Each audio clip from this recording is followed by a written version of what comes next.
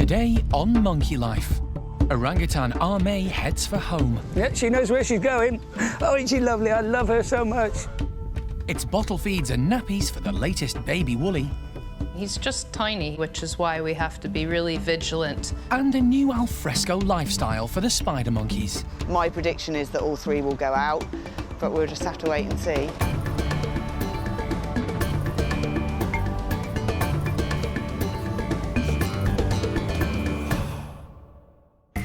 Monkey World, nestled deep in the English countryside, is the largest sanctuary of its kind on the planet.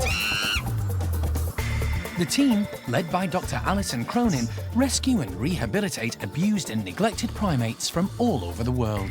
This is always, for me, the most stressful time. I want to see Kiki fit and healthy.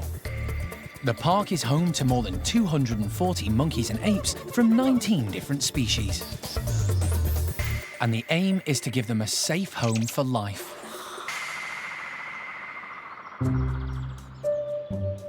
After yesterday's drama at Chippy's Woolly Monkey House, things are getting back to normal. Sarah unexpectedly gave birth to a son, but he had to be delivered by caesarean section. When Sarah came round from the anaesthetic, she was alarmed to find the baby attached to her, and the little one was injured as she tried to get him off. Got a bit of blood and a bite on the back. Sarah came out of her box and went up onto a shelf without the baby. So I think as she came around in the box, she, wanted it off of her. It's been a long, sleepless night for Alison, who's been caring for the baby Woolly.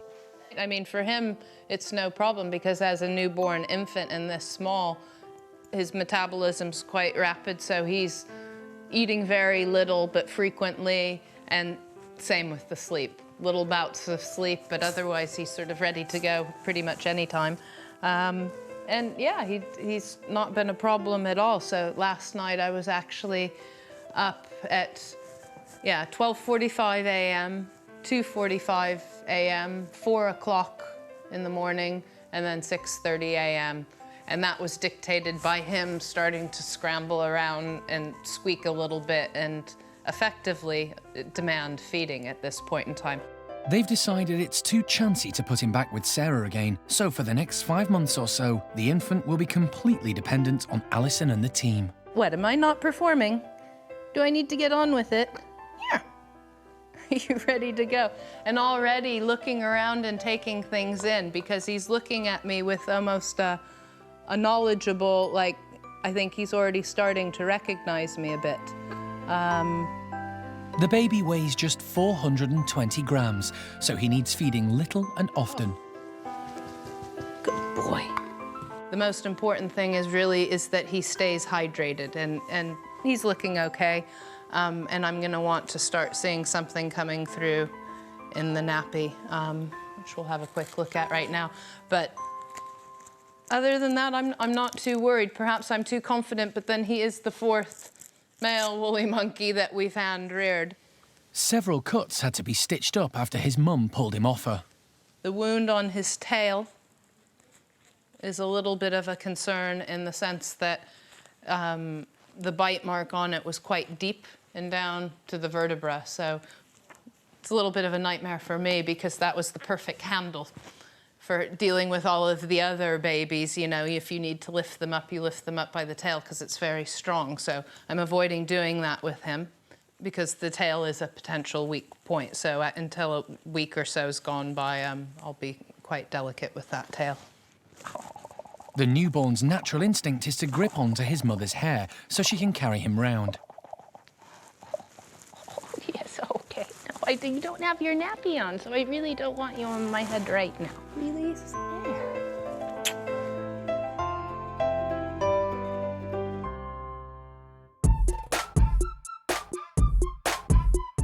She doesn't know it yet, but it's going to be an exciting day for orangutan A-mei. A-mei came to the park in 2004 from Pingtung Rescue Centre in Taiwan. She'd been stolen from the forest as a baby for the black market pet trade, but was confiscated by the authorities while she was still young. She settled in well as part of the nursery group where Gordon was still a junior. And she eventually became foster mum there, happily looking after all the youngsters. But all that changed when Oisin arrived from South Africa and was introduced into the nursery. No, that's not such a good plan. She's bigger than you. There we go. A-mei. It wasn't the reception they'd hoped for. Despite Oisin far outweighing her, A-mei didn't hesitate to make it very clear that she didn't want Oisin in her space. I think we call this when you're ready, and then we'll just... It was too risky to keep them together, and A-mei was moved into Gordon's group so that she might have her own baby. At 15, Gordon was no longer the young lad she played with when she first moved into the nursery.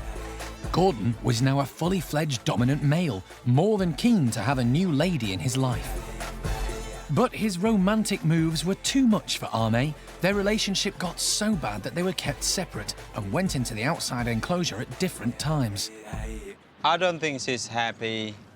You're so fussy, you just taken too long to find the right man. What's wrong with Gordon? Gordon is fine, man. So today, A-mei is on the move again. It clearly isn't going to work with A-mei in Gordon's group. So at least for the short term, we're going to see how she gets on back in the nursery. And I think that's really her best shot. The plan is to let A-mei walk herself back to the nursery through the tunnel system linking to Gordon's group. No, well, we'll see what happens. She might come scampering across like a little scampering thing, or she might not. One thing for sure, she will do it in the A-mei time scale, not ours, which is fine. Good girl. Good girl, May. To everyone's amazement, A-mei needs no persuading. Hi, I'm here. She's like a walking hairdo, isn't she? Good girl. Come on in, good girl. I sat behind her, yeah? Good girl, May. It's a good girl. Is that good? Yeah, she knows where she's going. And that's straight to her old home and family. Oh, isn't she lovely? I love her so much. She's gorgeous. Good girl.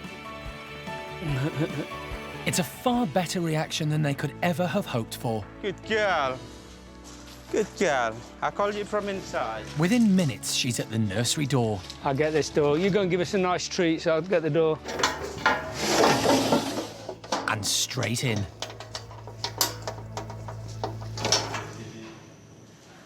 Home, sweet home. Jolly. Look, Mommy coming. Look at Jolly, look. Is she near? Yeah. Be nice. Hello, darling. Home at last. But although she's back in the place she loves, there's still one massive challenge ahead of A-mei. In her absence, there's a new lady in charge of the kids, and last time they met, it was handbags at dawn. Spider monkeys Hickory, Flint and Pumpkin were in need of a new home when Alison first met them because their owners were moving. At the time, Monkey World didn't have suitable accommodation for the spider monkeys, but Alison was determined to help. Since then, the team have been creating a new space for the trio, complete with their own outside enclosure. Today's the proud day when Hickory, Flint and Pumpkin will be allowed out to explore it for the first time. It's going to be great for them and it's exciting for the staff. They have had access to their long tunnel, so we've seen them coming in and out happily, and they do come in now from the tunnel when they're called for food and treats, so that's what we wanted to see. The 20-metre-long tunnel links the spiders' bedrooms to their outside enclosure, but this time the doors at both ends will be opened up.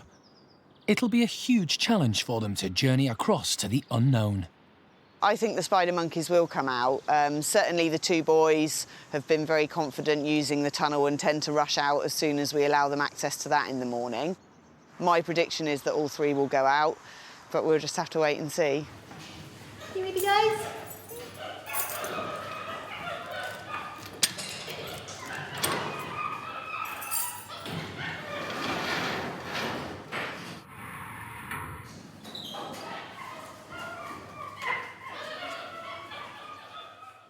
They're keen to have a look, and Flint shows no hesitation in stepping into the tunnel. A quick look round, and then he's off. Easy peasy for a long-limbed guy with a head for heights. Hi! boy! Goodbye. Seconds later, he's at the end and into... Oh. Where are you going? Well, that big open space wasn't there yesterday. Pause for thought, a bit of encouragement. Good boy.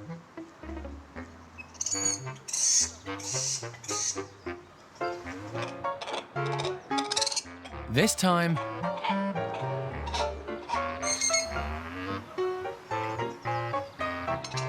Oh, too scary.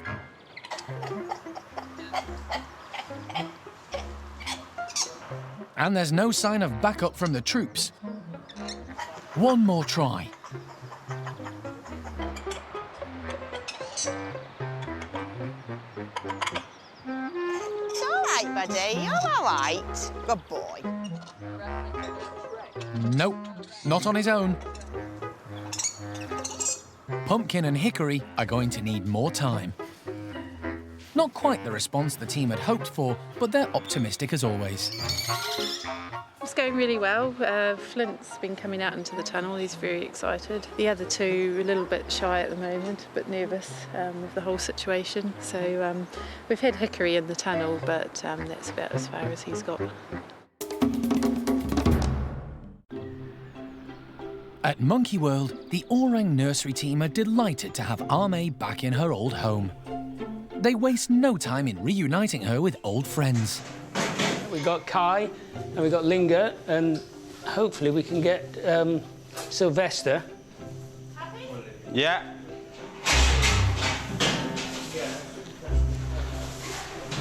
Hey, A-mei. Happy-go-lucky Kai is first in. His playful advances are much easier to handle than big boy Gordon's passionate moves. The way she came over here, you don't need to talk about it. It just says it off. It's, oh, I'm off. Bye-bye. I've just come in and it's fantastic. A-mei, big welcome, hello. So she's looking really happy and expectant. While we've got the upper hand, we've let a few of the youngsters back in with her. We'll just open everything up and hopefully the options, at least in A-mei's head, because she was the main aggressor last time she and Oisin met. And, you know, better than being over with Gordon's mob, hopefully, in her head. So we'll just open everything up and see how we go. Fingers crossed.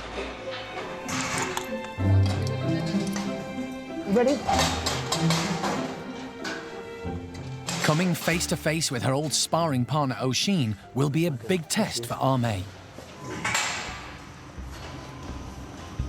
I wish she'd let go of Silvestre. She will in a minute. Yanking him along. Kai's ardent antics are keeping A-mei occupied. I think this is going to be a great diversion.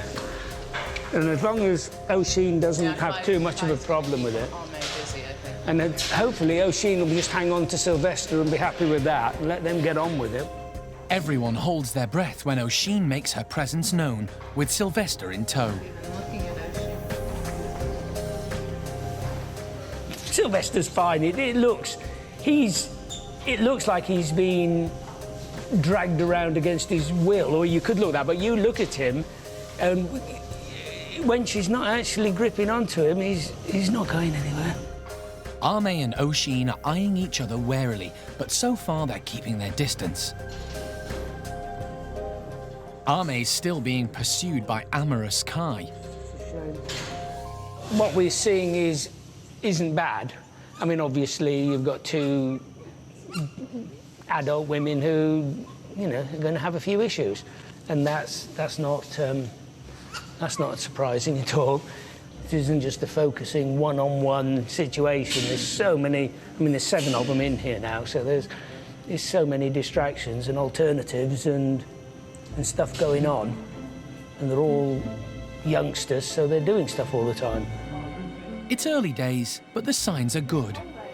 I think A-mei's really, really happy to be here, and it's really nice to see that. It's really, really nice to see her happy. I haven't seen her this happy in a long time. It reassures us that it was the right decision to stop trying with Gordon, at least for a while, and give her a break, come back to the nursery.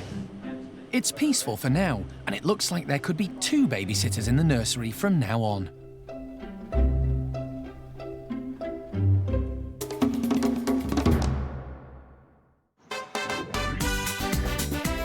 Everyone's waiting expectantly at Lavar's woolly monkey enclosure. There's about to be a party.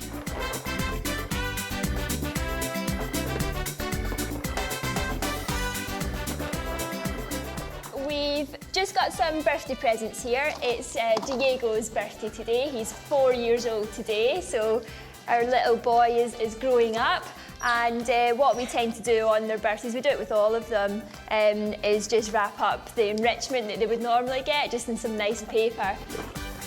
They're all in for some fun. It's nuts and seeds and some raisins and just lots of nice things that they absolutely love, so they're going to be fighting to get into these, I'm sure.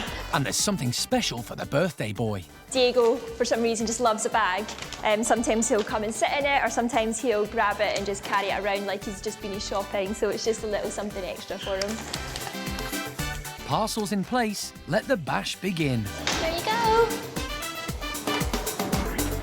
Confident Diego's straight through the door, and Isla's headfirst into the box, closely followed by dominant female Paquita. They can actually support their entire body weight on their tail, which leaves their hands and their feet free to manipulate whatever they need to be getting at. I love how they try and carry it away.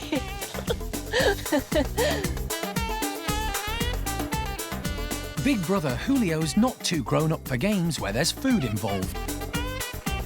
And Mum Paquita's even sharing her goodies. And if 5 limbs aren't enough, a strong set of teeth always does the trick.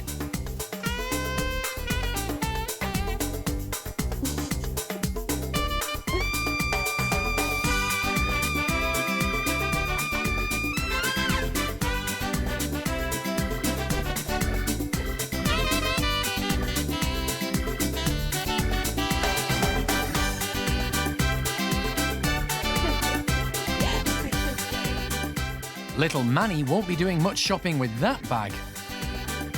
A great time's been had by Diego and all his family. But it'll be up to the staff to pick up the pieces. I think this is a fantastic birthday present for Diego. He always does enjoy presents whenever we put anything in for anybody. Can't believe Diego's 4. It's just gone so quickly.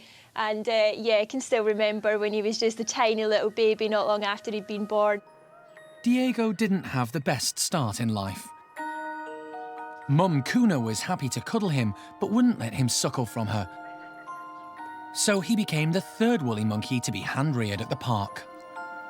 OK, so what should we have first? Would you like a little bit of rice? Let's see how we go. I'm going to take it. Good boy. Look at that. How's about that?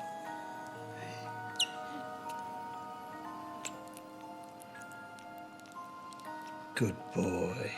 Oh, that's a good lad. Diego was gradually introduced to Lavar's troop and moved in at 5 months when he was welcomed and taught the ins and outs of woolly monkey behaviour. 3.5 years on, they're both doing well. They're just one of the loveliest species of South American primate because they are so kind to each other and they do support each other and they care about each other. They've adopted infants that I hand back to them, complete sight unseen, no problem. Half-brother Julio took baby Diego under his wing, and they've been inseparable ever since. It's just spectacular to see that the woolly monkey group has come together so tightly and so well, and even hand-reared orphans are growing up here at Monkey World to turn out to be spectacular, well-balanced, healthy woolly monkeys. The sanctuary is currently the only place in the world where captive woolly monkeys are thriving, but success brings difficult decisions. That means that we can't hold on to all of them if we're doing a good job. So it means that I have to face up to facts and find good homes for them elsewhere, which isn't an easy thing to do in itself. Julio, the first baby woolly that Alison hand-reared, has reached maturity, and the time has come for him to lead his own group, which isn't possible at the park. He's destined to play an important part in the international breeding program for his species. I got contacted not long ago by the European breeding program, and lo and behold, Julio had been put top of the list, and they asked if he could go to a place in France called Vallée des Singes, which means Valley of the Monkeys in French, to go and be the dominant breeding male with a pair of females, one of which is pregnant and might have already given birth. So, yeah, really pleased with that. I know everybody at Vallée des Singes very well. I've been there before. It's an absolutely beautiful primate park, not a whole lot different than Monkey World. It's a fantastic opportunity for Julio, but heartbreaking for Alison.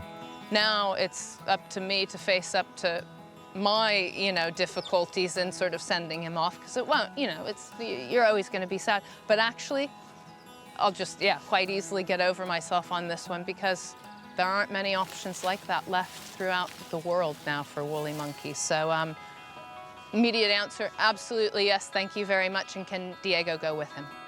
It's been agreed that both boys will move to France, so it looks like today will be the last birthday Diego will celebrate here. Two boys can stick together and support each other, and both have a group of breeding females that they oversee. Hey, you. Hey, you.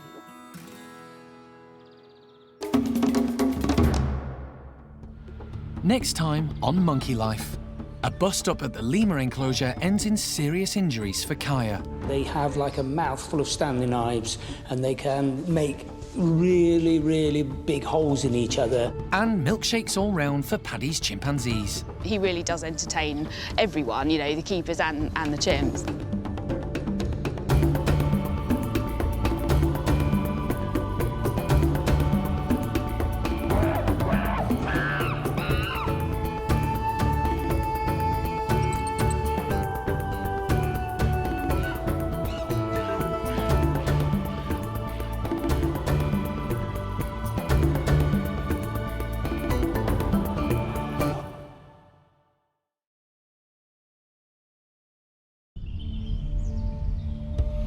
This time on Monkey Life.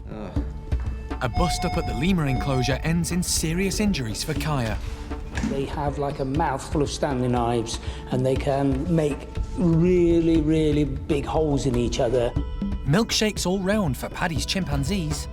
But really does entertain everyone, the keepers and the chimps. And Siamang, Sasak and Sam are back singing in harmony.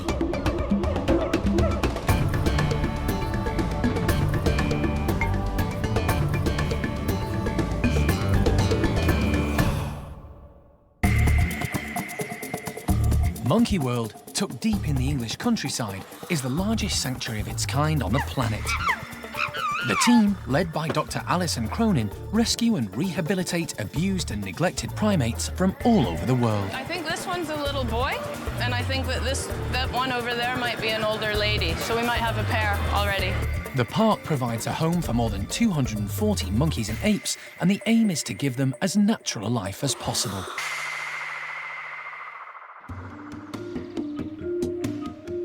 Overnight, one of the park's ring-tailed lemurs has been involved in a scuffle with another member of the group. Staff came in this morning to find 5-year-old Kaiyah with serious injuries, and she's been rushed into the sanctuary's hospital.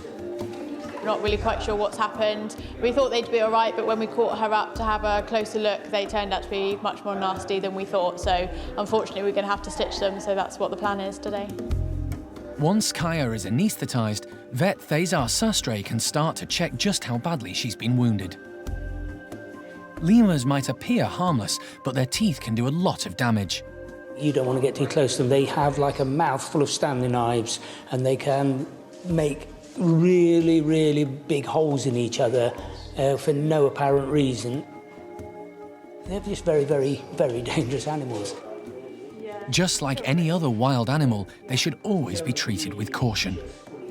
You look at a lemur, and lemur's a very good example of this, because everybody looks at the lemur and thinks, oh, isn't it cute? Can I cuddle one? I don't think so. Kaiyah came to the park in 2008. She was rehomed from Belfast, where she'd been living with Adrian and his family since he bought her from a British breeder. But they soon discovered that keeping a primate as a pet isn't a good idea. Kaiyah didn't fit into our life at all. We had to fit around Kaiyah, and the older she got, the harder it got. I don't think anything can prepare you for a handler of primate. It's very, very difficult animal to keep. Lemurs don't make good pets. They look cute, but they're not. End of. You don't need to discuss it any further than that. They might look cute, but they're not. Because she'd never lived with her own kind before, at first, young Kaiyah was lacking in lemur etiquette, and it took a while for her to fit in with the rest of the group. Great, that's better. No one knows who injured Kaiyah last night, but stitching up her wounds is going to be a tricky job. The head towards me, that's it. Her injuries are more extensive than they first realised. The rip to her abdomen is 3 centimetres long. And there's more to come. Oh. Yeah. I didn't see that guy.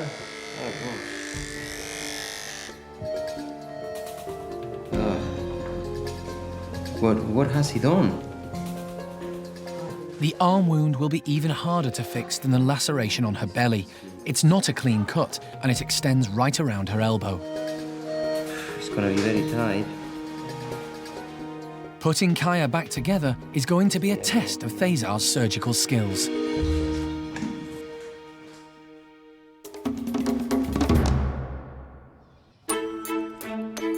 It's still early, and at the Siamang Gibbon house, Kat is preparing a nutritious start to the day for another primate not long out of hospital and her mate. I'm just putting some breakfast in just now so that they can come back in and get warmed back up with their breakfast. And then it was just nice for them to have it inside. Siamang, Sasak and Sam are never far apart. Come on in, guys! Breakfast!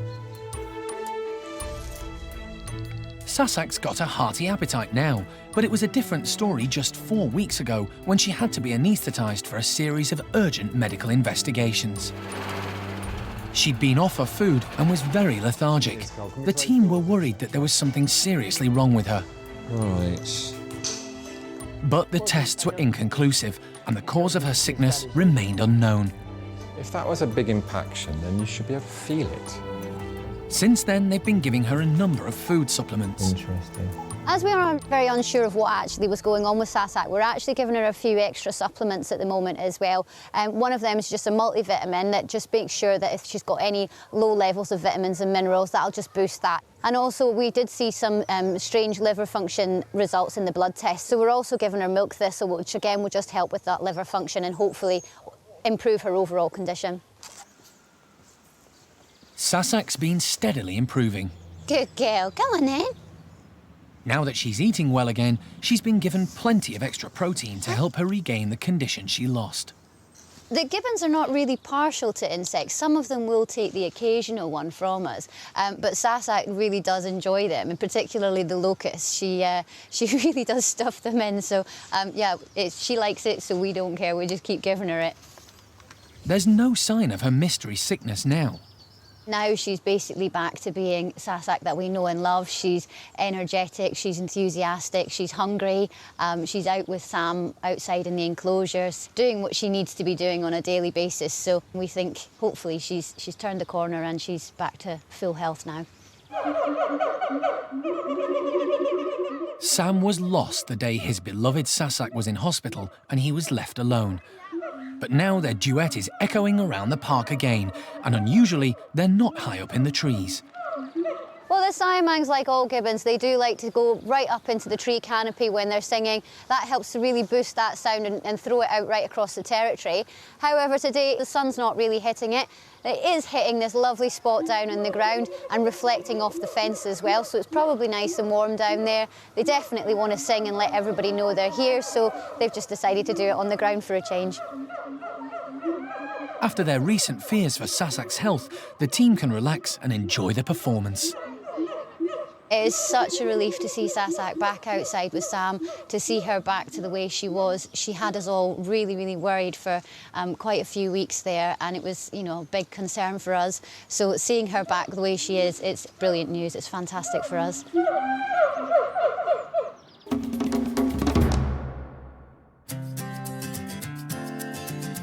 It's a special day at Paddy's chimpanzee enclosure. There's been a huge donation of fresh milk to the park, and this group are in for a rare treat. It's arrived in bottles, so primate care staff Kate and Ruth just have to spread them all around. Then everyone will have a chance to get their hands on some, even those who are usually calorie counting. The chimps sometimes get milk. We usually give it as a supplementary item to some of the ones that are lower in weight. So obviously some of the big ladies in Paddy's group, they don't normally get it. And often the ones that would get it would only get it in cups. So it's completely novel to have it in a bottle. So for those girls that don't get it, it's going to be extremely exciting for them. Getting into the containers will be as much fun as drinking what's inside. We like to make things a little bit more difficult for them, so we're leaving the milk in the bottles. Usually the chimp's technique to get them out is to bite the bottle open, so I should imagine that'll be a surprise when the liquid flies out. Bottles in place, it's time for some action. Let's let them out, see what they think.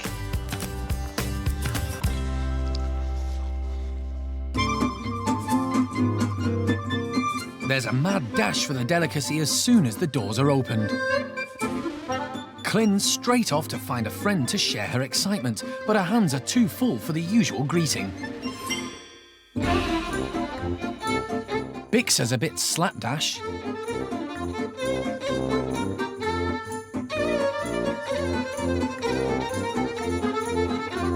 But not a dribble from careful Kay. And there's no diet for Susie today. It's really interesting, actually, how they're opening the bottles. Usually when we give them enrichment, they just rip everything open, but they're so carefully turning the caps and then just pouring it and putting it down. It really surprised me, actually. Even for a chimp, balancing's tricky when your hands are full. We've put out a large volume of bottles so that we can guarantee that everybody has got some. But too much is never enough for some folk. We've got a few individuals that are making the most of today. Beth being one of them, who's got both hands and feet with bottles and one in mouth. There's still enough for even the low rankers to make the most of. He came straight out and took a whole bottle and sat and drank a whole bottle. Pepper got 2 on the way out behind the mound. Eddie didn't to start with, but she's got one now. Clynn's obsessed with gathering up all the bottles she can, even from right under Gamba's nose. She came from a laboratory in France, and we're led to believe that she was starved for a period of time, or food was restricted in some way.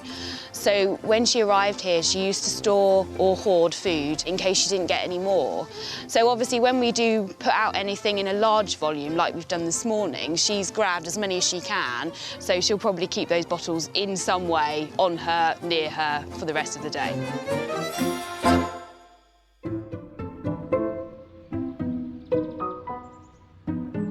When young Bart comes out, he's a bit baffled by the grown-up's passion for the white stuff.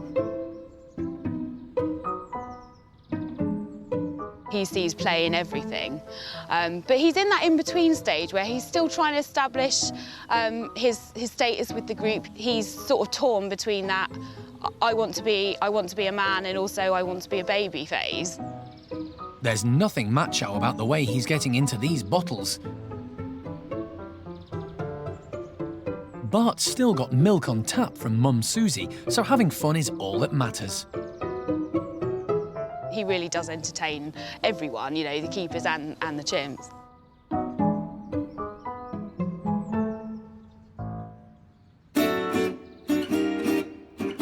It's not long before nearly everyone is completely full up.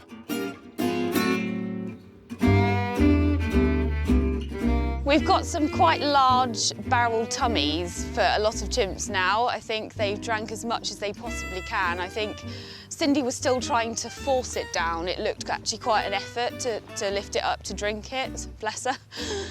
So I think we'll probably have quite a quiet afternoon, which says to me absolute content chimps, and they've had their fill and they've enjoyed every minute of it.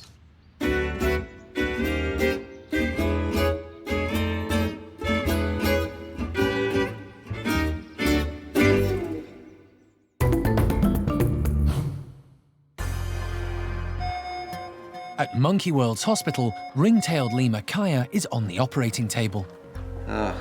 She has several serious wounds after a fight with another lemur. It's not the first time Jeremy has seen such injuries. That isn't atypical of lemur wounds because they just have this ability and really it's been in the wrong place at the wrong time. Now we've got close up and personal with the wounds. It doesn't surprise me at all. I've seen as bad and it's just what lemurs do. To minimise the risk of infection, Tracy cleans the gashes whilst veterinary surgeon Thazar gets ready for a difficult session. You go down kidneys and sterilize kidneys. Yeah. Kaiyah's going to be anaesthetised for much longer than they first thought. The belly wound has gone through several layers. The muscle was damaged, so there was a bit tear there, which has been stitched up now, and is pretty much closing by layers.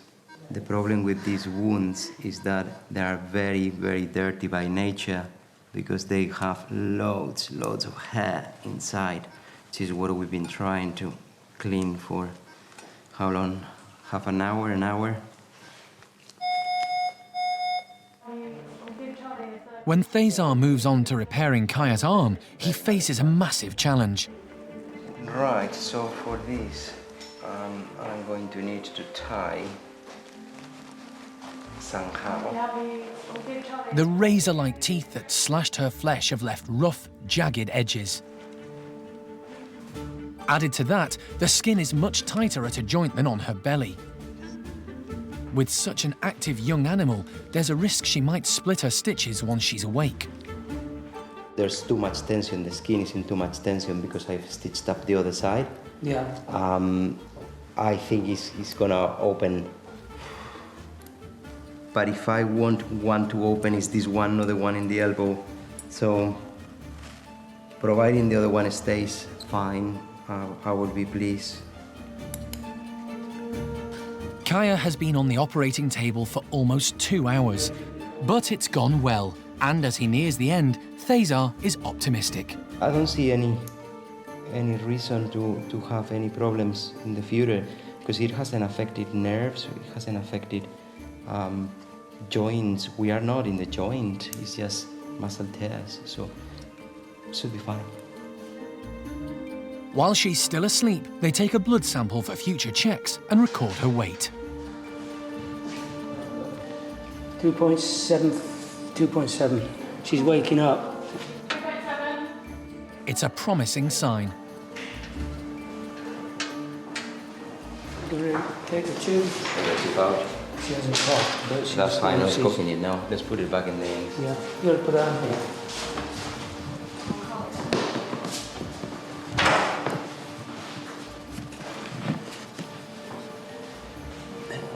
That's very good, because it's been a long anesthesia in the end. Yeah. Kaiyah will be carefully monitored until she's fully awake and recovered enough to return to the group.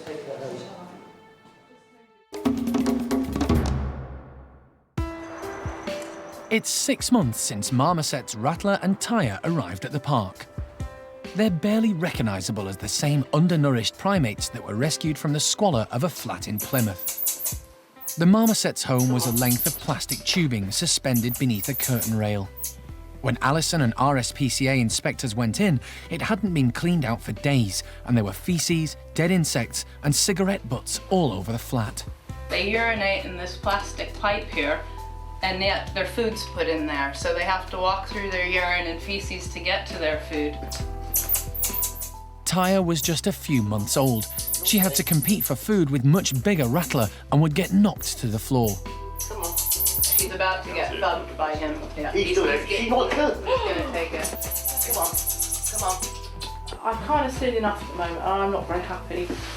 I'm gonna caution you, okay? Yeah, well. Rattler and Tya were removed to the care of Monkey World, where they soon settled in. With a healthy diet and correct supplements, they've put on weight, and now they're healthy, well-adjusted characters. Today, Alison is travelling back to Plymouth as an expert witness in the court case against their owner. The gentleman really didn't know what he was doing or what the marmoset's needs were, and it was about the worst circumstances that we've ever collected common marmosets from the British pet trade, from the worst that I've ever seen. The RSPCA are prosecuting Rattler and Tya's owner for cruelty. If the case goes against them, the two little primates could be returned to their previous owner under terrible conditions again. And there's no knowing what the outcome will be. But suddenly, partway through the proceedings, there's a commotion. Any comments, sir? And the defendant rushes out of the courtroom and makes off on his mobility scooter. In his absence, he's found guilty of 10 charges of cruelty and banned from keeping primates for life. Good for Rattler and Tya, which is what I'm here for today, so we're really pleased that they have their future secured now. It's the best possible result for the two marmosets, who can now spend the rest of their days at the sanctuary.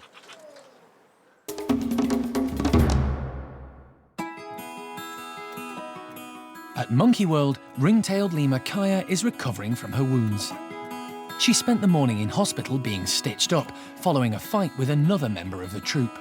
While most of the others are outside, for now, she's confined to the overnight pen to give the gashes on her abdomen and arm a chance to heal. She seems to be coping well with being away from the others during the day. Any other lemur that we'd have to keep in the pen for any length of time, you know, very quickly you'd see them getting stressed, especially being away from the group.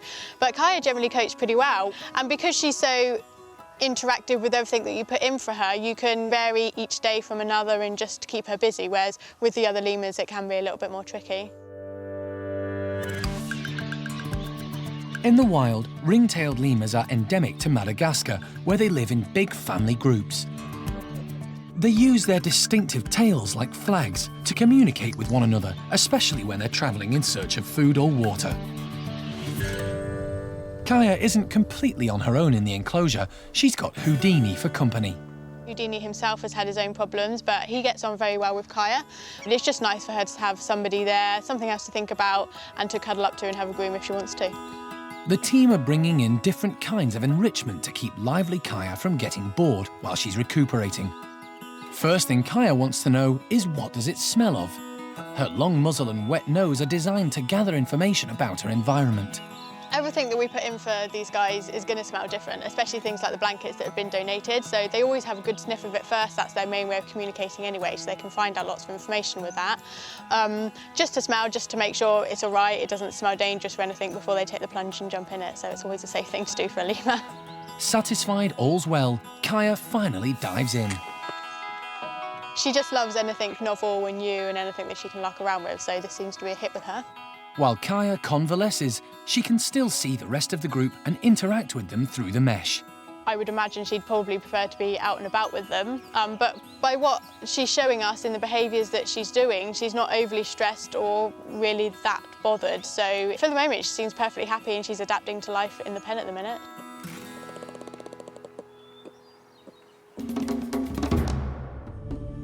Next time on Monkey Life, the park bids an emotional farewell to its first hand-reared woolly monkey. Sad to see them go, but happy for them. And a brand new look for golden-cheeked gibbon Tyo. It will take him another few months and then he'll be a gorgeous little black boy like his dad and his brother.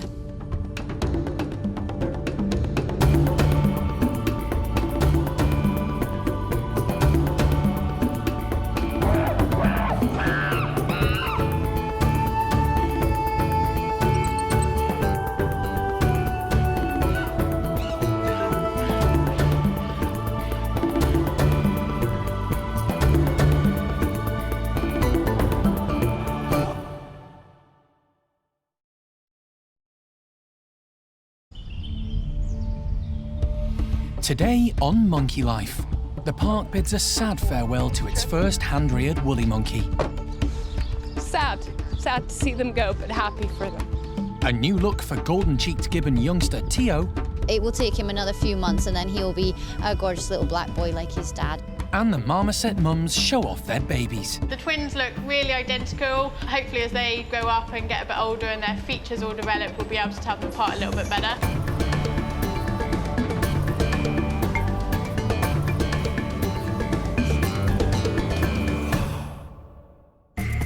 Monkey World in Dorset is the largest sanctuary of its kind on the planet. The team, led by Dr. Alison rescue and rehabilitate abused and neglected primates from all over the world. The monkey's got really aggressive and has started self-mutilating. The park is home to more than 240 monkeys and apes from 19 different species. And the aim is to give them all a safe home and a secure future. It's very early morning at Monkey World and the start of an emotional day. Alison and the team are here before daybreak, preparing to wave goodbye to two of the park's much-loved woolly monkeys. We're preparing for Julio and Diego to leave for France. It's a really nervous time and it's a really emotional time for everyone. You know, it's obviously a big deal, especially for the people that have been involved in the rearing of Julio and Diego and obviously all the staff that have worked with them on a daily basis. It's rare for any primate to leave once they have a home here. We're a rescue centre, a sanctuary for lifetime care. But with 3 species that we breed actively, the golden sheep gibbons, the orangutans, and in this instance, the woolly monkeys, if we're doing our job correctly and actually learning how to reproduce these in a good and healthy way, then they're going to have to branch out from their family groups. That's just a fact of life. After months of planning, Julio and Diego are moving to a primate centre in France that also breeds woolly monkeys as part of the European Programme for Endangered Species. I think we've got everything sorted to make the journey as comfortable and easygoing on them as possible, but of course it's a big wrench and all in one day for 2 little guys who have grown up here all of their lives. As well as being parted from their woolly group, they'll also be leaving behind a broken-hearted human family. Both 6-year-old Julio and his younger brother Diego were hand-reared by Alison and the team from day one. Julio especially was just so pathetic and premature when he was born. They're just lovely little boys, so sad to see them go, but happy for them. At Vallée des Singes, or Valley of the Monkeys, 500 kilometres southwest of Paris, Julio will take on leadership of his own group, with Diego in place as his friend and second in charge. It's a fantastic opportunity for them. But first, they have to get through their first long car trip. Other side. Just a final farewell. Hey, little man. You good boy? Apart from Alan and Sandra, who'll be travelling with the boys, it's the last that most of the team will ever see of them. Good boy. Nice trip. Sweetheart. You look after him. I will.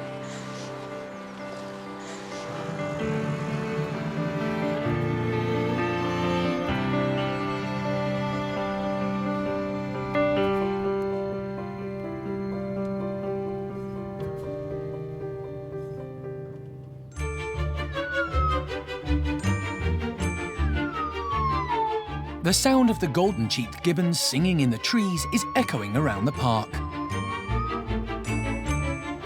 Tyo, the youngest member of the group, is now 17 months old, and he's looking very different. All golden-cheeked gibbons are born blonde, just like Mum Peanut.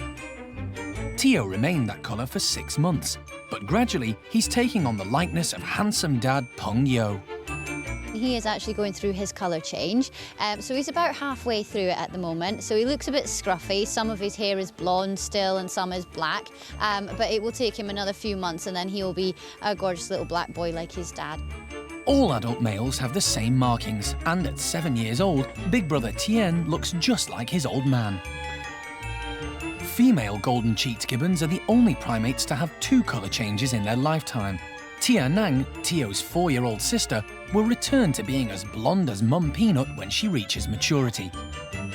Baby Tio's lucky to be growing up in a strong family group. You know, he's got the best of every aspect of the world. He's got his mum who lets him have all the freedom, but he's there straight away if any of his big brother or sister is a bit too rough or if he gets a bit scared. She's confident enough to let him climb around in the trees and have as much independence as he needs to burn off all that excess energy, but at the same time she's always keeping a close eye on him and his perfect mum, really. He's still perfecting his gibbon skills. He will go to the very highest points of the branches. He is still a little bit uncoordinated sometimes. That will develop with time, obviously. He will get stronger, he will get more coordinated, he will be a lot more agile and faster than he is at the moment as well. It'll be years before he can match his dad's manoeuvres. Pungyo is a very graceful and agile gibbon. Watching him in the trees is something special. He really is very, very beautiful to watch. But bringing up 3 children has meant Mum isn't looking quite so splendid. Peanut, she has been a mum now for 7 years. She's basically had a baby on her all that time. And the babies will stay on her quite a lot of time up until they're 2.5 years old. And that's quite a heavy weight to be carrying around. And I think that's just taken its toll on her slightly. She has lost a bit of hair and she's got some sort of scruffy patches on her as well. But she's such a really good mum and she's very well balanced and happy individual. So I don't think we should be too concerned about her at the moment. For now, the whole family is making the most of life on high. I think pretty much this is one of the wildest settings that you could give to a gibbon family in a captive environment like this. They have got these beautiful trees, they can go up there, they can move around the way that they actually would naturally, and they can also sing to the other gibbons at the top of the park as well, which is again a very natural behaviour for them. So definitely a fantastic area for them, and they've got a really good life.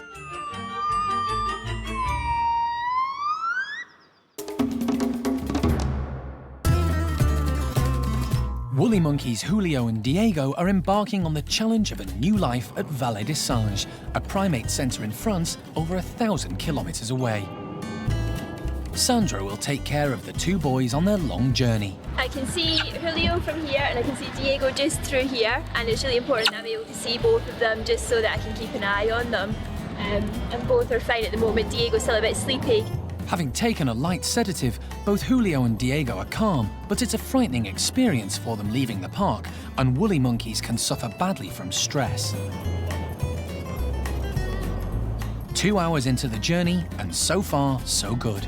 Just be checking that the boys are okay. There's no panicking going on, that they're both nice and alert and that they're not freaking out at anything. Trying to keep them hydrated, obviously. It's going to be quite warm in the car. We're going to try and keep it quite warm for them. They don't get too cold, but we need to try and make sure that they get enough fluids on board as well. So we've got lots of nice drinks for them. And also giving them a few treats, make sure they don't get too hungry.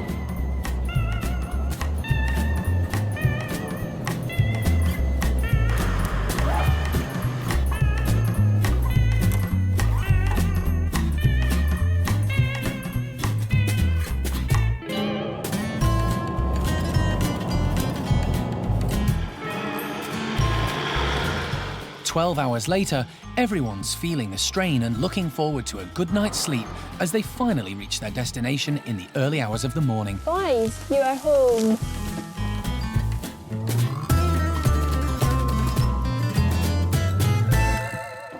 Vallée des Singes curator Jean-Pascal and keeper Alex are keen to meet their new residents, and they waste no time in getting them inside. The plan is to let Julio and Diego settle down and rest in a bedroom overnight before they're introduced to their new family. You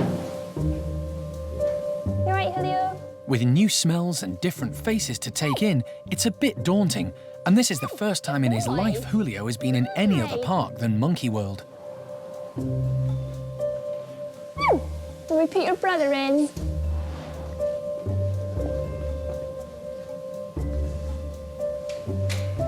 Diego! Come on then! Maybe if you let Julio in with him? Yeah. Yeah. It's important to keep the boys together to support each other, and once the slide is opened, Diego makes straight for his big brother who's come through to find him. Here he comes. Hi! They're both soon chatting away with the girls next door. It's very good chatting, yeah. And it's basically just lots of little contact calls and also nice little trills as well, which sounds like the girls are quite happy to finally get some boys with them.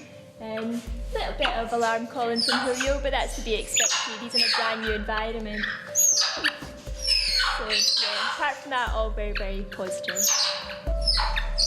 It's a new start for Julio and Diego, but Sandra knows she'll soon have to hand over the care of the two boys. Hi.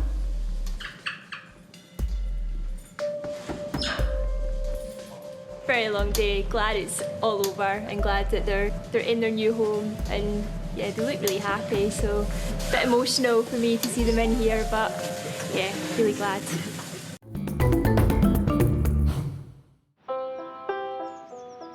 After their long travel day, woolly monkeys Julio and Diego are taking it easy in their new home at Vallée des Singes in France. They're able to talk to Pichua and Kimbana, the woolly ladies next door, who will be their new family along with Kimbana's tiny baby. But they can't get near to them yet. Julio certainly looks as if he's had a settled night. I think Diego's still a bit worried about what's going on, but the keepers tell us that they have eaten really well this morning, so they have settled in. It's just going to take Diego a bit longer just to find his feet, I think. Diego's feeling the strain of the long journey and the strange surroundings more than big brother Julio. Looks actually okay. He's not horrific looking. He's just anxious, I think, to see what else is going on instead of just this little room that he's in at the moment. The bedrooms are linked by overhead tunnels, so they decide to open them up to give the boys a much bigger area.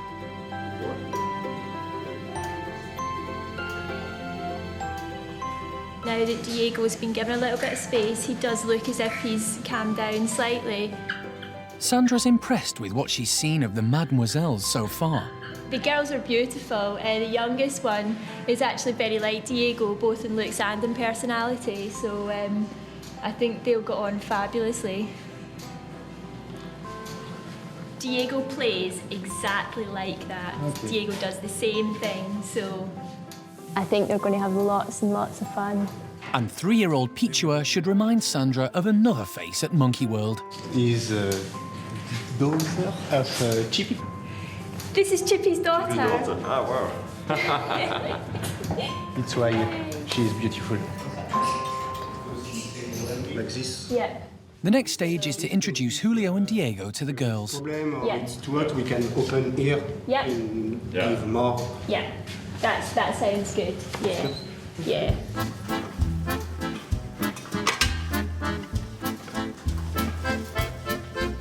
Boy.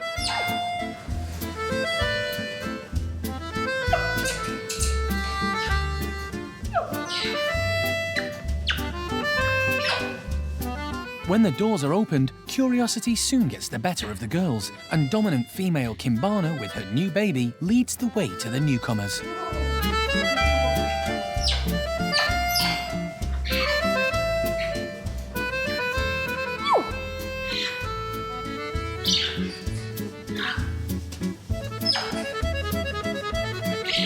Diego heads for the security of his now familiar windowsill.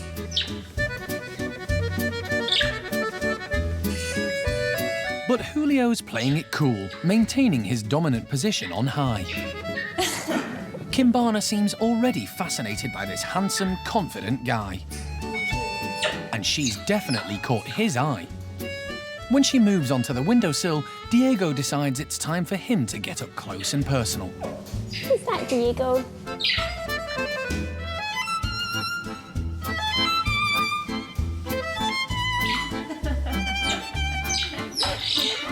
Diego, as expected, has tried to be the icebreaker and is trying to go up and talk to them.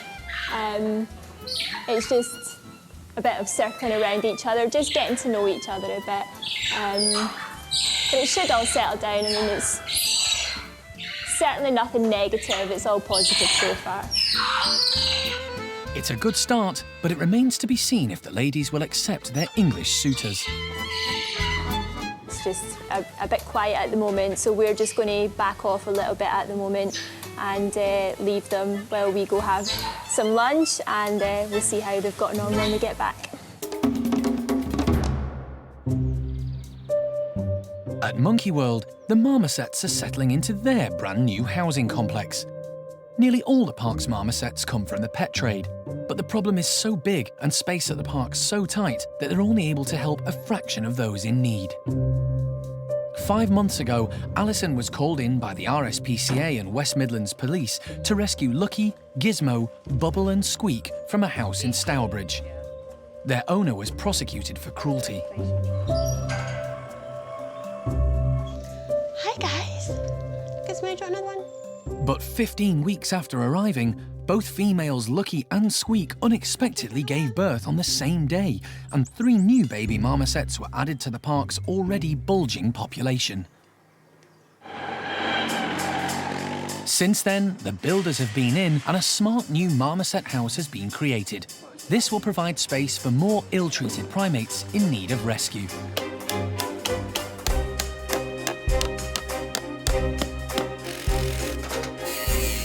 It's the bee's knees in accommodation with every marmoset need catered for.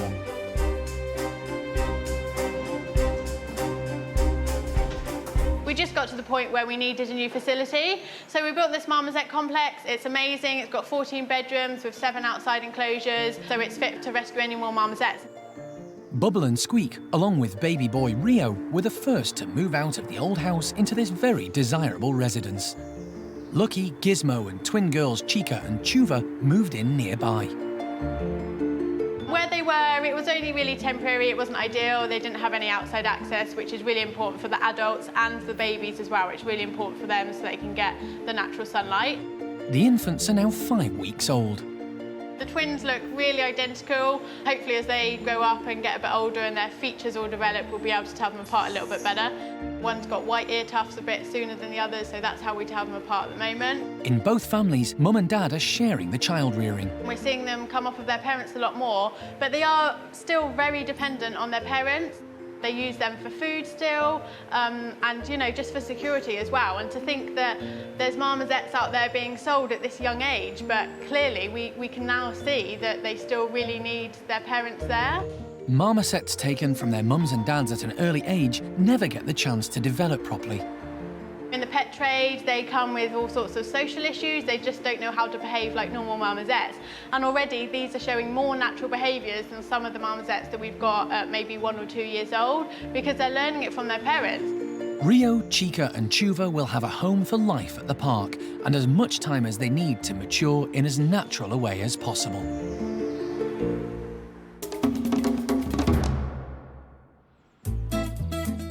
At Vallée des Singes, while woolly monkeys Julio and Diego get to know their new French family, Sandra and Alan are taking the opportunity to get a look at some of the boys' neighbours.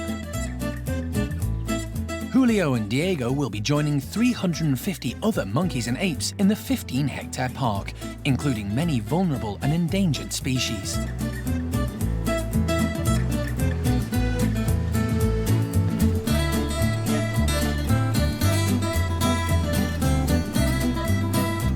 Some more familiar than others. But it looks like Julio and Diego will be part of a healthy, happy crew, and Sandra has no concerns about the life they'll lead here. This area is where the boys will be going outside. Eventually this is going to be their outside area. It's a nice little island and actually very similar in size and composition to the enclosure they had at Monkey World. So I'm sure they're going to love it.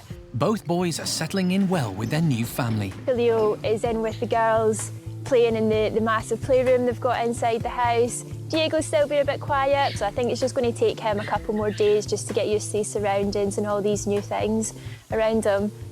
So really quite pleased with how it's all gone.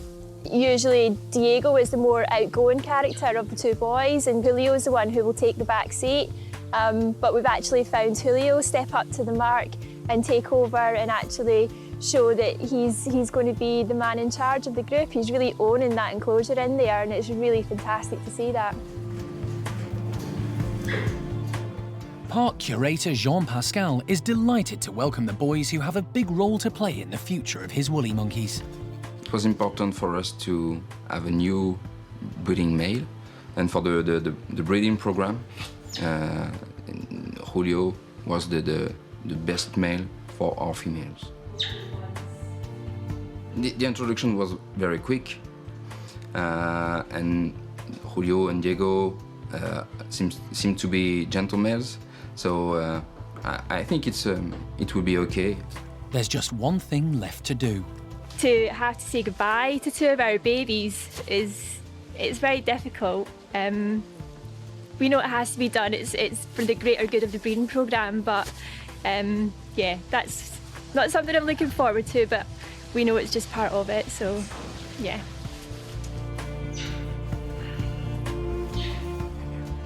As a new life begins for Julio and Diego, Sandra knows that she will no longer be a daily part of it.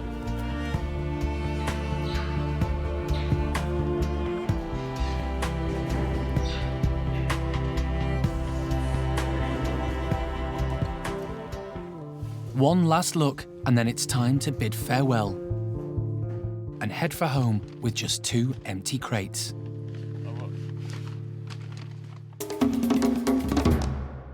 Next time on Monkey Life, there's a whole lot of shaking going on with Butch's chimpanzees.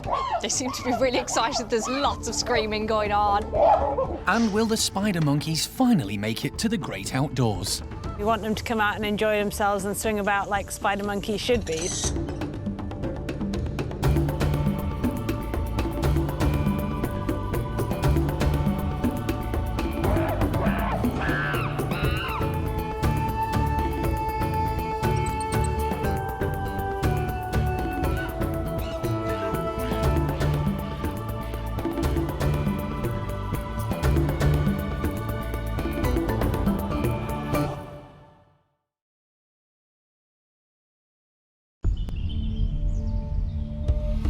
This time on Monkey Life, baby orangutan Silvestre makes his mark with the new nursery boss. He's able to interact with A-mei, because obviously at first Oisin did not allow that. There's a whole lot of shaking going on with Butch's chimpanzees. They seem to be really excited. There's lots of screaming going on. And will the spider monkeys finally make it to the great outdoors? We want them to come out and enjoy themselves and swing about like spider monkeys should be.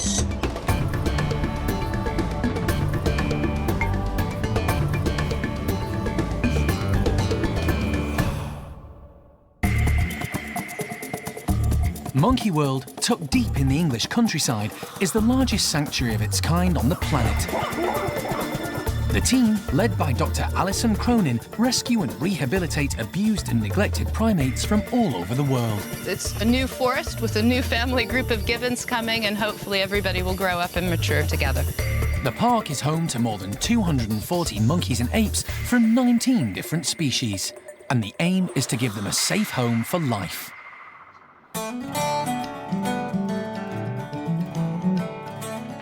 Another day dawns at Monkey World, and the team are determined to get the spider monkeys into their spanking new outside enclosure. They've already tried persuasion, but now it's down to bribery. We're just prepping the spider monkey outside with some of the fruit from their AM feed. It's a bit of the nicer food from the feed, so it's a nice encouragement for them to come out because they know they're going to get something tasty from it. Yesterday, they thought the spiders would be keen to rush outside as soon as they opened the doors. But Hickory, Flint and Pumpkin proved everyone wrong. Flint was the only one brave enough to consider the new enclosure, and just when it looked like he'd made it to the trees, his courage failed him. It was all too strange for these spiders, who've had a lot to get used to. They're sharing a house with a very noisy crew. I think to begin with, all the crazy capuchins surrounding them was a little bit intimidating, but they've just got used to the hustle and bustle of that now, and we've built this enclosure for them. We want them to come out and enjoy themselves and swing about like spider monkeys should be. Hopefully today they'll have the confidence to go a bit further. First off the mark is Pumpkin, who last time barely made any headway. Today, she's going straight for the goodies without hesitation. She really loves her food, so that was one of the big motivators, I think, for coming out. And now that she's out, she just seems really happy and confident and just moving about the place really well. Flint's next out. He's been this far before and chickened out. But this morning, his belly's got the better of him, and he's enjoying breakfast in his posh new garden. I think seeing them out in the enclosure is really useful because obviously they're more active, so you can actually see how fit they are, how well they move. And I think it also helps us know their personalities. You know, if they were quite quiet in the bedrooms and now they're out playing around, we know a lot more about them, and we can see that they just needed the space and play around in the enclosure. There's one shy spider monkey still to make his way through the tunnel. But with fresh fruit on offer, even timid Hickory eventually plucks up his courage. It's not long before all 3 spider monkeys are exploring every nook and cranny. We're really happy to see them out here. Obviously, the enclosure we built for them so that it would be really fun for them to go out in. It's got loads of hosing, loads of layers, because spider monkeys are big climbers and they're chatting away as they do it, making lots of happy noises. I think they really are enjoying it.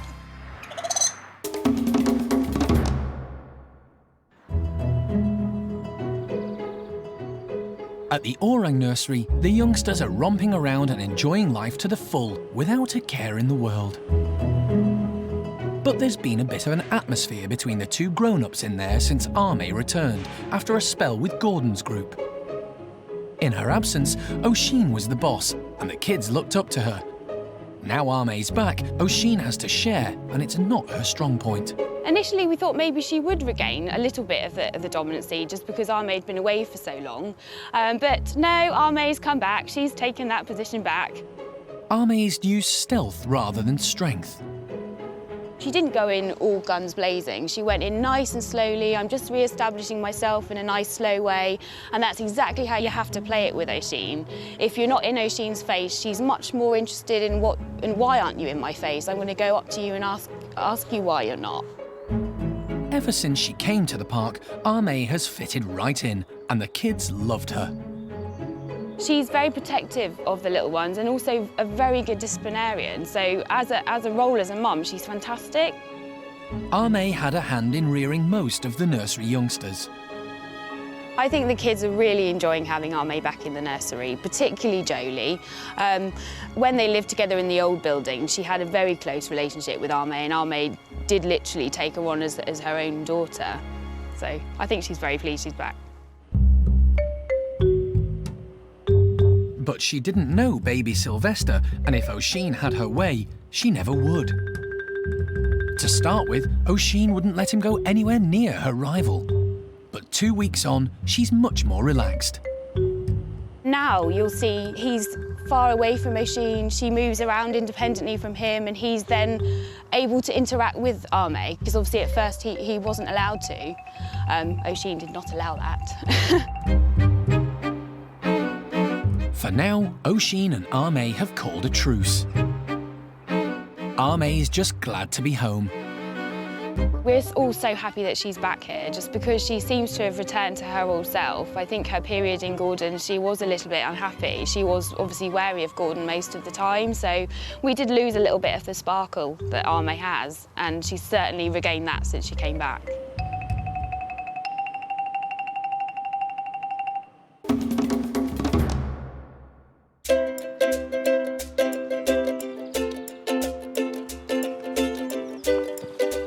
At the Bachelor Pavilions, there's a treat in store for the boys. The team are positioning special chimp-proof goodie bags all around the enclosure. As you can see, they're really robust, which is great for the chimps because they destroy absolutely everything. Each container's already been packed with their favourite fillings. Some are ice lollies, so they've got some frozen squash with grapes and nice treats inside. Others have some jelly. And again, we've stuffed some with some fruits, some honey, some grapes, some nice treats, really, just to keep them busy. Chimps in the wild will use twigs as tools to get at ants and termites to eat, so the care staff are putting out lots of branches that they can use to forage with. Hopefully they'll grab the browse, they'll stick it in the toys, get some of the jelly off, some of the honey off. Makes it a bit harder for them, makes them work for it a little bit. And the boughs also have other uses. Even if they can't get one of the treats, they've still got browse to play with. They can play about, hit each other with it, eat it as well. So it's a bit of fun for them.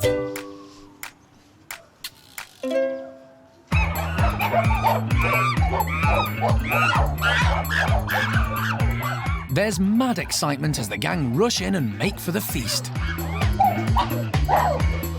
The gaudy colours have caught their eye, but what's inside is their main concern. They seem to be really excited. There's lots of screaming going on. Some of them are a little bit worried. It's something a little bit different, a little bit new for them. There's lots of good noises coming out of it. High ranker Paco can't contain himself. He's rock and rolling on top of his world. He generally tends to go to one of the highest poles and does a massive big display. When he starts doing that, it generally gets the whole group going. There's plenty to go round, but as usual, the dominant guys grab more than their fair share. Buxom at the moment has 3. Normally, as a high ranker, he will get quite a few, and he doesn't seem to be bothered about having to work for his food. He quite enjoys it. He's having such a good time that he doesn't even notice when Mojo sneaks in and makes off with one. Boss Butch looks like he's done this before and soon gets his reward. But others are struggling, even with toes to help. One clever chimp has got the hang of using the twigs. I have seen Paquito, he has attempted to, but I think most of them are quite happy just to turn it upside down, rattle and shake it.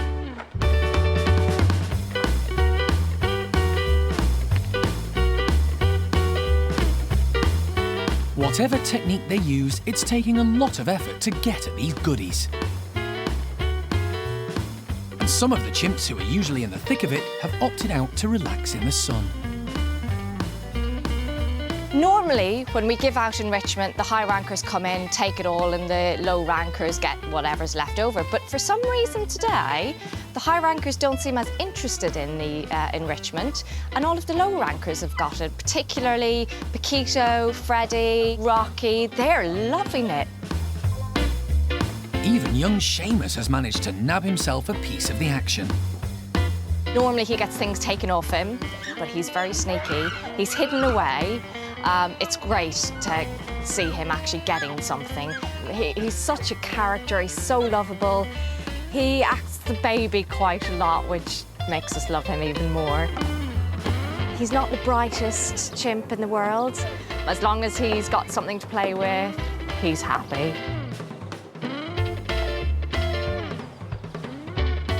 And happy chimps make all the effort worthwhile. This group was one of the nicest groups to work with. They've got so many different personalities. You've got your cute ones, you've got your funny ones, you've got your dead serious ones, but there is never a dull moment, never a dull moment.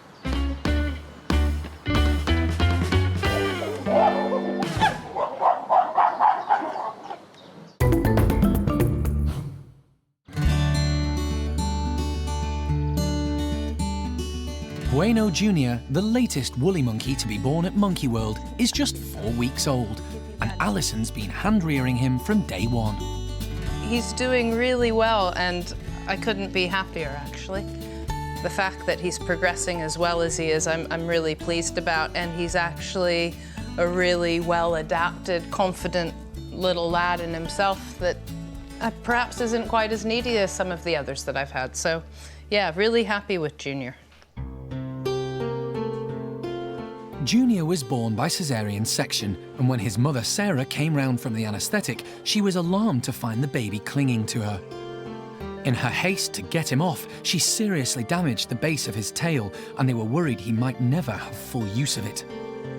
Luckily, that doesn't seem to be the case. We've been very cautious with it.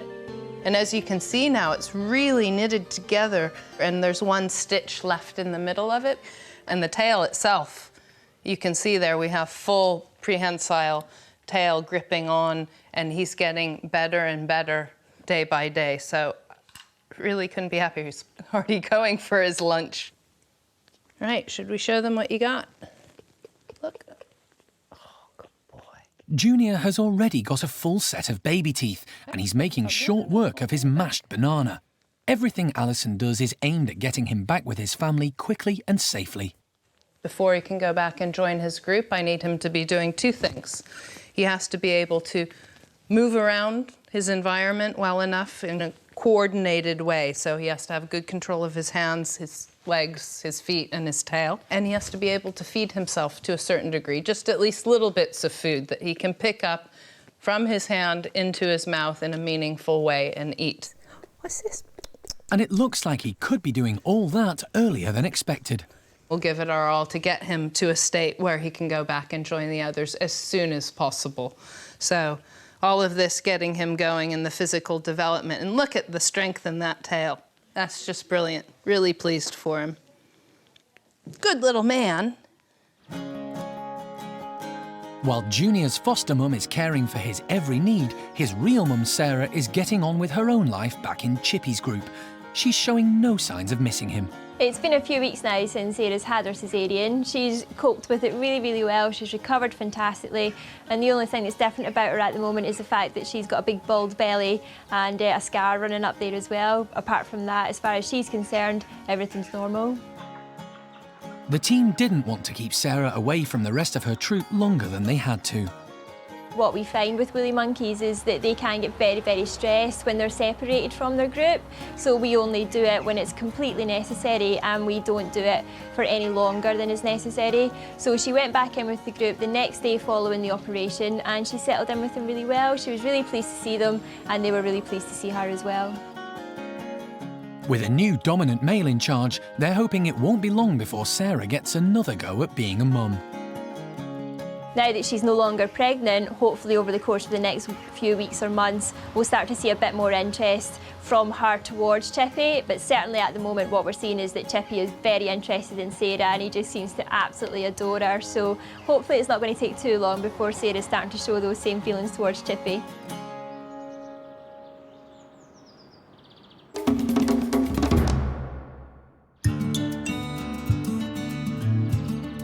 There have been a lot of changes in the past year for the park's marmosets. There are 12 new arrivals, with unusually 3 babies born. There's a brand new purpose-built housing complex for them, and Lucky and Gizmo are making the most of their new surroundings. Lucky and Gizmo were rescued as a pair, and unbeknown to anyone, Lucky was already pregnant. They're now the proud parents of twin girls Chica and Chuva. Babies are growing up quite fast. They're about 4 months now, but they're doing really, really well, and they're both kind of growing stronger and stronger and putting on weight, which is really good, really regularly, so we've had to up their food. The family of 4 make up their own little group. They're doing really well and loving the outside and getting more and more confident as the days go by. They've got a home which will stimulate natural behaviour, a far cry from their earlier life in the pet trade. They're very curious individuals, and obviously they are a primate, so they're quite intelligent too. So it's very important to keep them busy. So obviously we put different things in the outside for them, take down ropes, put new ropes up to kind of keep them curious and keep them trying to find things and explore the enclosure as much as they can. And while Lucky and Gizmo enjoy themselves outside, indoors Emily is packing some new toys with goodies for Mad Max and his newfound friend James. I'm just putting a couple of treats in, the main ones being a few monkey nets and the others being some insects, particularly waxworms. The reason I've chosen that is because I know that both Max and James do like these items, so hopefully that'll encourage them to take part in the enrichment. Just like in the wild, the 2 boys will have to work hard to get their food. Ready then, boys?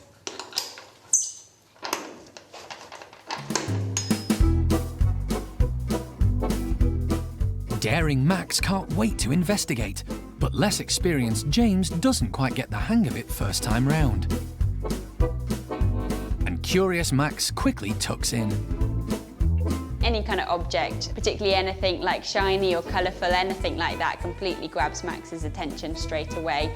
He doesn't hold back, whereas some marmosets, they definitely always want to go and see what the new thing is about, but often some of them will be quite shy and timid and it's a new thing and they could be a little bit scared of it.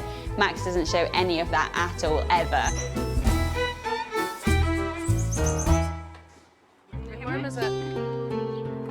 When young James arrived at the park, he seemed to have a digestive problem. He was sick whenever he ate something, which meant he wasn't getting all the nutrition he needed.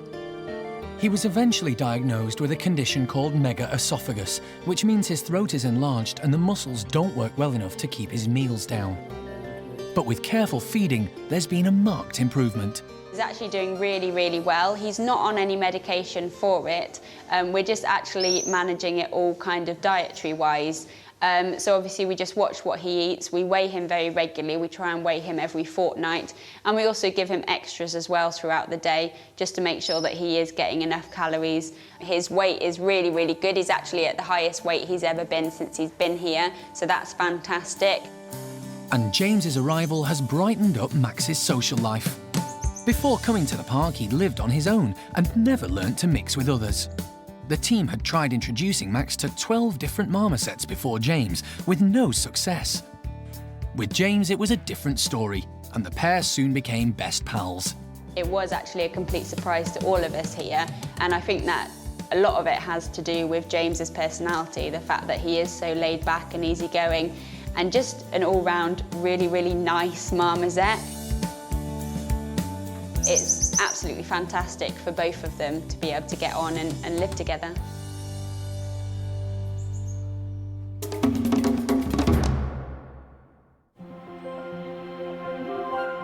Throughout the year, the team at Monkey World have succeeded in giving monkeys and apes a better life. They've continued to work with the RSPCA and police to provide a home for badly treated victims of the pet trade. And irresponsible owners have been prosecuted and banned for life from owning primates. 2 new species have been welcomed to the park, including Jethro the Saki monkey. You're a beautiful little man. Good boy.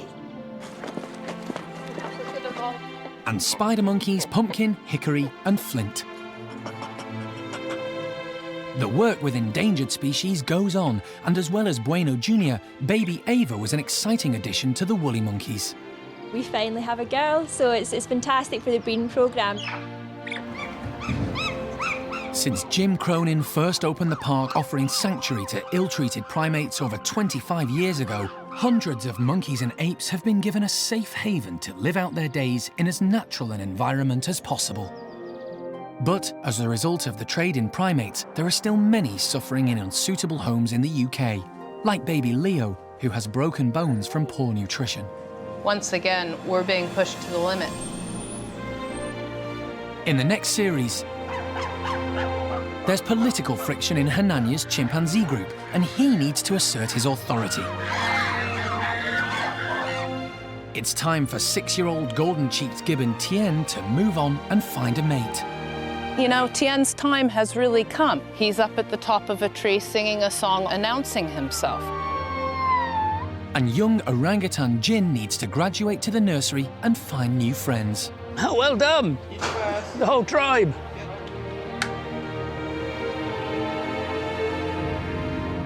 Alison's work with vulnerable primates in Vietnam continues, and she'll be back at Dao Tien hoping another pair of golden-cheeked gibbons will survive back in the wild. We've just heard a big crash. It's either a limb, it could be limb win, I don't know. They're all chasing around, but we'll go and see.